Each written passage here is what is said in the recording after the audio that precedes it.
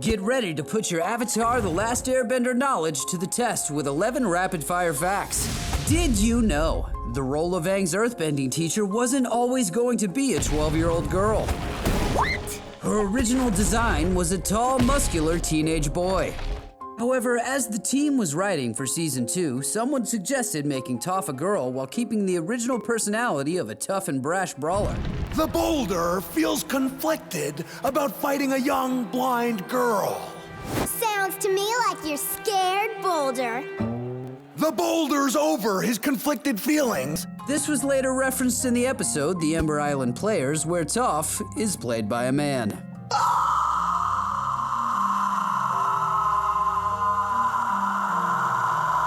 There. I got a pretty good look at you. Did you know Uncle Iroh, our favorite tea-loving firebender, wasn't always going to be related to his nephew Zuko? The show's creators initially conceived Iroh to only be Zuko's Sifu, a gruff firebending master who would train the banished prince along his journey. Early concept art actually shows us this version of Iroh's character. Drawn with horned armor and a battle-ready pose, this powerful warrior did not have a soft side. After writing several episodes, however, the creators realized Zuko's mentor figure could be more interesting as a family member. The idea was then born that Iroh was a former general trying to enjoy his retirement who got stuck as his nephew's caretaker. Once this concept developed, the wise, compassionate, and unexpectedly hilarious version of Iroh emerged. While a gruff Iroh could have been fun, we might have never gotten to see his story develop full circle as the father figure Zuko needed. I'm so happy you found your way here. It wasn't that hard, Uncle. You have a pretty strong scent.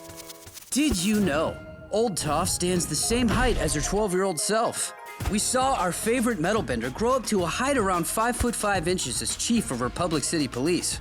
When an elderly Toff returned in The Legend of Korra, however, the creators thought it would be fun to show that she had shrunk back down to her former size.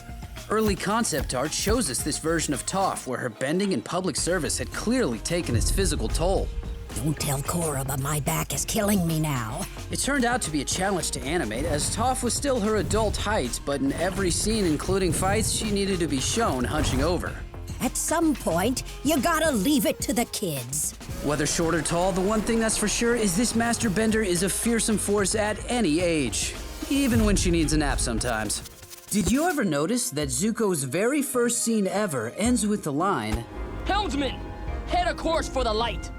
And for the rest of the series, Zuko really does follow that course as he slowly leaves the dark path of hunting the Avatar behind him and ends up on the light path of helping the Avatar restore balance to the world. So that very first scene with Zuko set up his entire journey throughout the series. Did you know Aang's origin was nearly set in a futuristic sci-fi world? What? That's impossible. It's true. When developing his character, the creators thought Aang could be the last survivor of a technologically advanced civilization. His journey would have then taken him 1,000 years into a war-torn future where society had regressed back to an ancient past. He still had his arrow tattoos, but early concept art showed Aang's clothing and staff with a space-age design. Momo was also a robot Cyclops monkey named Momo 3. However, once the creators had the concept of the Four Nations, they decided Aang was more compelling as a young air nomad, with Momo as our favorite winged lemur sidekick. While Aang coming from a sci-fi world is definitely an exciting idea, he and Momo probably had a lot more fun flying on Appa rather than a spaceship. Did you know Korra's character design was inspired by female MMA fighters and snowboarders? In contrast to Aang's pacifist nature, the creators imagined that his successor could be a tough, headstrong girl who would never back down from a fight. In one meeting, she was described as a water tribe version of a snowboarder or an MMA fighter. Only an hour later, artist Joaquin Dos Santos drew the concept pictured here, showing off not only her heritage, but her impressive physicality and athleticism. Even though Korra's general look was found quickly, finalizing her design was a different story. Through a process known as drawovers, the creators each took turns drawing over each other's concept art, combining and revising their ideas for months. Soon, with motifs of water tribe costumes and modern winter sportswear, Korra's final look was born. With every detail highlighting her experience and personality, it's no wonder why it's so fun to watch this avatar come to life on screen like the athletes who inspired her. Look at this. Did you ever wonder what Aang's wanted poster translates to in English? A wanted poster. This is bad. The poster says, "Wanted, the Avatar. This fugitive knows airbending, can create whirlwinds, and flees like the wind. Hunters be extremely cautious." Pretty amazing. Ah, that's just a bunch of Fire Lord propaganda. There's no way that's true.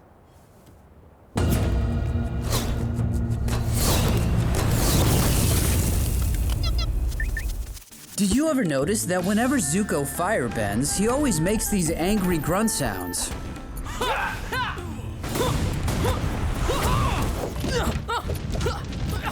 But after the episode The Firebending Masters, he never makes that sound again.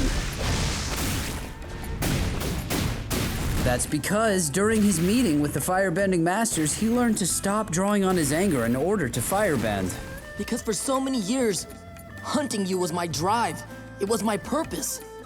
So when I joined you, I lost sight of my inner fire. But now, I have a new drive. I have to help you defeat my father and restore balance to the world. No more anger. No more angry grunts. Did you know that Katara wasn't always Katara? Back in the original unaired pilot, Katara was actually named Kaya. The name Kaya would ultimately go to Katara's mom, but before they landed on Katara, she was almost named Kana. Of course, that would end up being the name of Katara's grandmother. In hindsight, doesn't Katara feel so fitting now?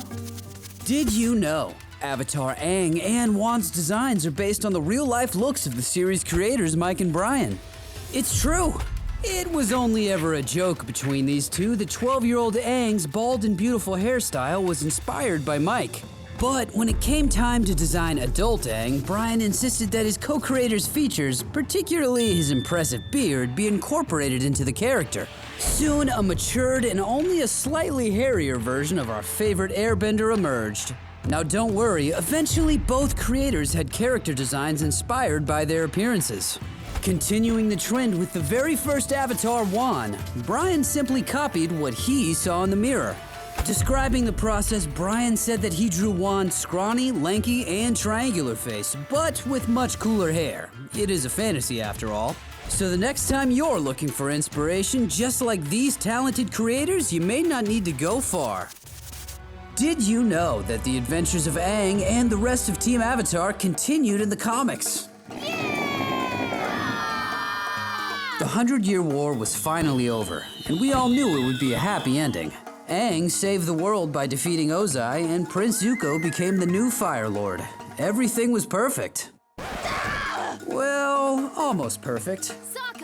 We find our heroes in the Earth King's palace, where they'd begun planning the Harmony Restoration Movement, an initiative that would remove the Fire Nation colonies from the Earth Kingdom. And thus begins the celebration. But the war wasn't over just yet. Struggling with the pressures of being the new Fire Lord, Zuko saw how easily he could slip down the same terrible path as his father. Zuko asked Aang to make a promise. Aang must kill Zuko if he ever saw him turning into his father. Aang was reluctant, but he promised. And there you have it. If you didn't know these 11 Team Avatar facts before, now you do. And if there's anything else in the Four Nations you're curious about, comment below and let us know what we should deep dive into next.